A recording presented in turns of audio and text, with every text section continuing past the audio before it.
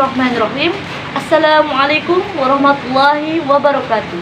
Perkenalkan, nama saya Nur Hidayah. Saya dari Prodi Komunikasi Penyiaran Islam. Di sini saya akan menjelaskan makalah saya yang berjudul Pengantar Studi Islam dengan mata kuliah Pengantar Studi Islam dan dosen pelampu Bapak Manja SPDI MPD. Baiklah, langsung saja kita kepada materi yang satu ini.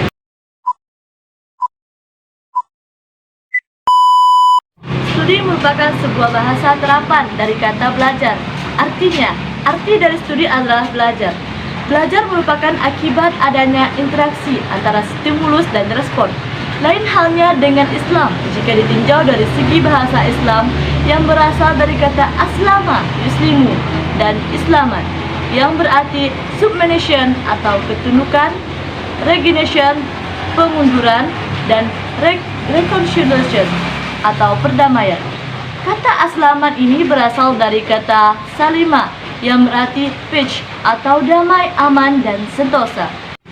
Islam adalah mendorong manusia sebagai hamba untuk patuh dan tunduk secara totalitas kepada Tuhan sehingga terwujud keselamatan, aman, dan sentosa. Imam Ibnu Jauzi rahimahullah menjelaskan adanya 4 kategori perkataan ulama tentang makna jalan yang lurus atau siratul mustaqim. Yang pertama, Kitabullah Al-Quran. Ini merupakan pendapat yang diriwayatkan sahabat Ali dari Nabi Muhammad SAW. Yang kedua, agama Islam ini merupakan pendapat Ibn Mas'ud, Ibn Abbas, dan Ibn Hasan dan Abdullah rahimahullah ta'ala. Yang ketiga, jalan petunjuk menuju agama Allah. Ini merupakan pendapat Abu Salih dari Ibn Abbas rahimahullah ta'ala. Islam juga diartikan sebagai agama. Para ahli membagi pengertian agama menjadi 2 sisi, yakni sisi etimologis dan sisi terminologis. Secara etimologis, kata agama berasal dari kata adnin dan religi. Ada pula yang mengartikan agama dalam bahasa Sanskerta, a dan agma. A artinya tidak, sedangkan agma artinya pergi. Jadi agama adalah tidak pergi, tetap di tempat langgeng, diwariskan secara turun-temurun. Soekanto menyebutkan pengertian agama ada 3 macam. Yang pertama, kepercayaan atau keyakinan yang mendalam terhadap hal-hal spiritual. Yang kedua, kepercayaan dan praktik-praktik spiritual yang dianggap sebagai tujuan tersendiri. Yang ketiga, ideologi mengenai hal-hal yang bersifat supranatural. Menurut Taufik Abdullah, agama sebagai sasaran kajian dapat dikategorikan menjadi 3, yaitu agama sebagai doktrin, dinamika dan struktur masyarakat yang dibentuk oleh agama, dan sikap masyarakat pemeluk terhadap doktrin. Yang pertama, mempersoalkan substansi ajaran dengan skala refleksi pemikiran terhadap ajaran agama. Namun, yang menjadi sasaran penelitian agama doktrin adalah pemahaman manusia terhadap doktrin-doktrin tersebut. Yang kedua, meninjau agama dalam kehidupan sosial dan dinamika sejarah. Yang ketiga, usaha untuk mengetahui corak penghadapan masyarakat terhadap simbol dan ajaran agama. Menurut Muhammad Nur Hakim, tidak semua aspek agama, khususnya agama Islam, dapat menjadi objek studi. Dalam konteks yang dapat menjadi objek studi yaitu yang pertama, Islam sebagai doktrin dari Tuhan yang keesaannya bagi pemeluknya sudah final, dalam artian dapat diterima apa adanya. Yang kedua, sebagai gejala budaya, yang berarti seluruh apa yang menjadi kreasi manusia dapat dalam kajiannya dengan agama, termasuk pemahaman orang terhadap doktrin agamanya sebagai interaksi sosial, yaitu realitas umat Islam. Menurut Muhammad Amin, Abdullah, terdapat 3 wilayah keilmuan agama Islam yang dapat menjadi objek studi Islam.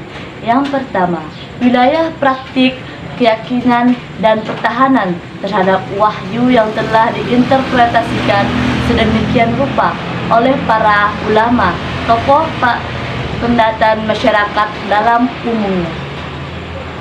Yang kedua, wilayah teori-teori keilmuan yang dirancang dan disusun sistematika dan metodologinya oleh para ilmuwan.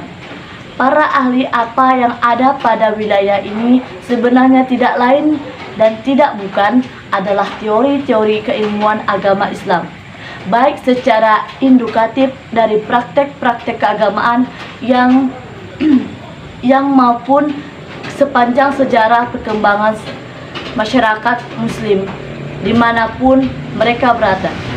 Yang ketiga, telaah teoris yang telah populer disebut metadorisme yang terhadap sejarah perkembangan jatuh bangunnya teoris yang disusun oleh kalangan ilmuwan dan ulama pada lapisan kedua. Wilayah pada lapisan ketiga yang dikompitis oleh Soft-T-shirt inilah yang sesungguhnya dibidangi oleh filsafat ilmuwan-ilmuwan keislaman. Sedangkan menurut M. atau Muzhar menyatakan bahwa objek kajian Islam adalah substansi ajaran-ajaran Islam seperti kalam, fikih, dan tasawuf. Dalam aspek ini, agama lain bersifat penelitian budaya. Hal ini mengingat bahwa ilmu-ilmu keislaman semacam ini merupakan salah satu bentuk doktrin yang dirumuskan oleh penganutnya yang bersumber dari wahyu Allah melalui proses penawaran dan perenungan secara mendalam. Bagi umat Islam, studi keislaman tentu memiliki urgensitas yang sangat tinggi, terutama masih banyak orang Islam yang hanya mengaku Islam tetapi kehidupan sehari-harinya masih jauh dari nilai-nilai ajaran Islam. Hadirnya teknologi informasi yang membuka dampak tidak hanya positif tetapi juga negatif. Hal ini menjadi tantangan sekaligus peluang bagi umat Islam tersendiri. Dengan demikian, studi Islam sangat penting terutama dalam menghadapi budaya modern yang cenderung berkiblat ke barat, yang terus-menerus nilai-nilai kebersamaan masyarakat muslim. Derasnya arus informasi dan komunikasi serta modernisasi dan wetrisasi tentunya tidak ada yang dapat membendung karena hal ini pasti terjadi. Maka di sini terletak urgensitasnya. Mempelajari agama Islam lebih jauh sebagai benteng filtrasi dalam penerimaan informasi yang bersumber dari dunia tersebut dalam rangka tabayun dan konsep meluruskan dan islamisasi. Muhaimin mengemukakan bahwa arah dan tujuan studi Islam dapat dirumuskan sebagai berikut. Yang pertama, mempelajari secara mendalam apa sebenarnya hakikat agama Islam itu dan bagaimana posisi serta hubungan dengan agama-agama lain dalam kehidupan budaya manusia. Sehubungan dengan hal ini, studi Islam dilaksanakan berdasarkan asumsi bahwa sebenarnya agama diturunkan Allah adalah untuk membimbing dan mengarahkan serta menyempurnakan pertumbuhan dan perkembangan agama-agama dan budaya umat manusia di muka bumi.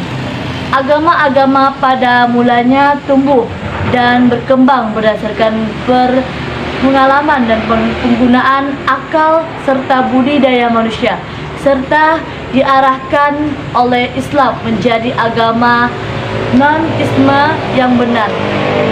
Sementara itu, Allah telah menurunkan ajaran Islam sejak fase awal dari pertumbuhan dan perkembangan akal dan budidaya manusia tersebut. Kemudian silih berganti Rasul-Rasul telah diutus Allah untuk menyampaikan ajaran agama Islam guna meluruskan dan menyempurnakan perkembangan akal dan pemikiran. Yang kedua, untuk mempelajari secara mendalam pokok-pokok isi ajaran Islam yang asli dan bagaimana penjabaran dan operasionalisme dalam pertumbuhan dan perkembangan budaya dan peradaban Islam panjang sejarah dari dahulu. Yang ketiga, untuk mempelajari secara mendalam sumber dasar ajaran Islam yang tetap abadi dan dinamis, dan bagaimana penjabaran dan operasionalismenya dalam pertumbuhan dan perkembangan budaya dan peradaban Islam sepanjang sejarahnya. Pendekatan adalah cara memperlakukan sesuatu, sementara metode merupakan cara mengerjakan sesuatu secara etimologis. Kata dinamis dari kata metode yang berarti cara dan logis yang berarti teori atau ilmu. Jadi metodologi mempunyai arti suatu ilmu atau teori yang membicarakan cara, beberapa cara bagaimana ilmu itu sendiri. Ada beberapa pendekatan studi Islam. Yang pertama, pendekatan teologis dan antropologis. Kesimpulannya adalah studi Islam adalah sebuah proses usaha sadar dan tersistematis yang dilakukan seseorang dari tidak tahu menjadi tahu dan tidak mengerti terhadap agama yang damai dan sempurna sebagai wahyu dari Tuhan yang disampaikan melalui malaikat Jibril kepada Nabi Muhammad SAW agar seluruh umat manusia patuh dan tunduk terhadapnya, baik larangan ataupun anjurannya. Pembahasannya lebih terfokus pada konsep agama Islam, pendekatan dan metode agama Islam, studi ijtihad, studi Al-Quran, studi tafsir, studi hadis, studi akhlak akidah, fikih, dan syariah Islam. Pemilihan tema-tema tersebut didasarkan pada pemikiran akan pentingnya mempelajari studi Islam dari berbagai aspek. Berikutnya, Muhaimin menjelaskan sangat rinci tentang urgensitasasi studi Islam, terutama kita sebagai umat Islam. Menurutnya, studi Islam diperlukan karena kondisi saat ini umat Islam masih terjebak dalam nuansa romantisme sejarah kemasan Islam pada masa lalu, padahal yang akan dihadapi umat Islam adalah masa yang akan datang.